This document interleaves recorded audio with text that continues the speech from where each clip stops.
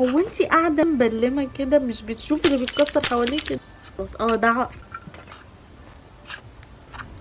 اشطفها سهله. ادينا حطينا المحبس، فتحنا المحبس، عمل ميه، ادينا شايفين. بس نضفنا دي عشان انضف المرايه. لطيفه بصراحه. 1/9 1/5. العيش للطيور.